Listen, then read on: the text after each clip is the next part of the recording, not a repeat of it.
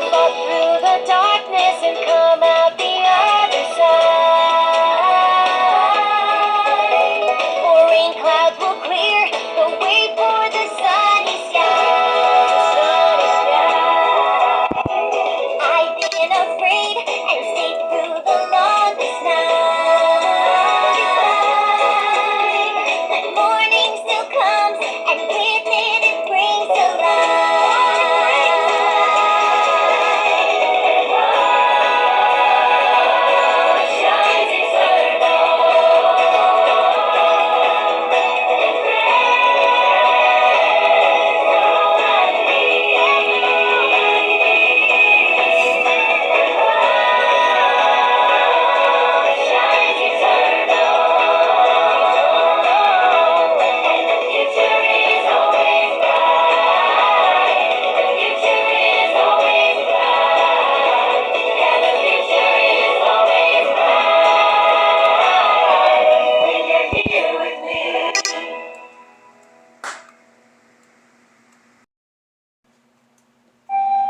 One night, Henry and Gordon were alone with James. Although Sir Topham Hatt was beginning to think well of him, whenever a chance came, the other engines would talk of nothing but bootlaces. "Remember when they had to use a bootlace to get you out of trouble, James?" they would tease. James tried to get back by talking about Henry, who got shut up in a tunnel, and Gordon, who got stuck on a hill, but they wouldn't listen. "You talk too much, little James," said Gordon. "A fine, strong engine like me has something to talk about. I'm the only engine who can pull the express. When I'm not there, they need two engines. Think of that. I've pulled expresses for years and have never once lost my way. I seem to know the right line by instinct." Every wise engine knows that the signalman sets the switches to make the engines run on the right tracks. But Gordon was so proud he had forgotten.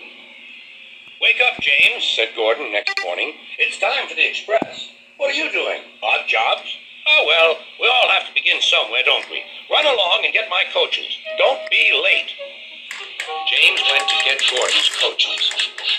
They were all shining with new paint. He was careful not to bump them, and they followed him smoothly into the station, singing happily, "We're going away! We're going away!" "I wish I were going with you," said James. "I should love to pull the express and go flying along the line." Gordon, with much noise and blowing of steam, got ready to back onto the train.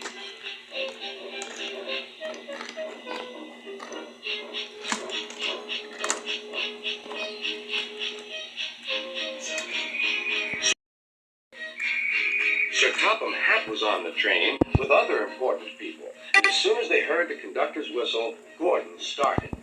"Look at me now, look at me now," he puffed, and the coaches glided after him. "Goodbye, little James. See you tomorrow." James watched the train disappear and then went back to work. He pushed some freight cars into their proper sidings and went to fetch the coaches for another train. James had just brought the coaches to the platform when he heard a mournful noise. There was Gordon, trying to sneak into the station without being noticed. "Hello, Gordon. Is it tomorrow?"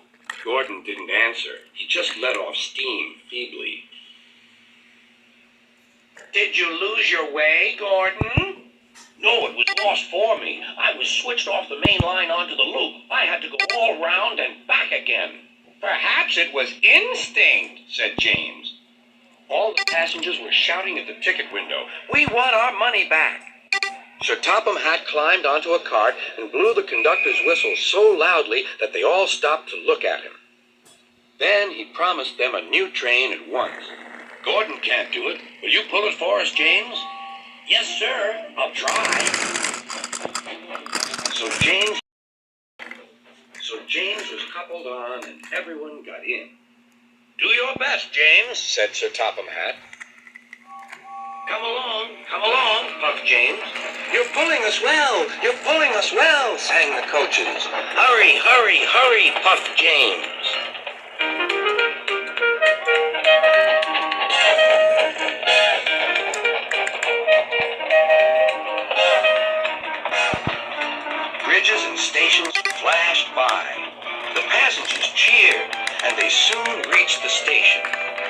said thank you to James, and Sir Topham Hatt was very impressed.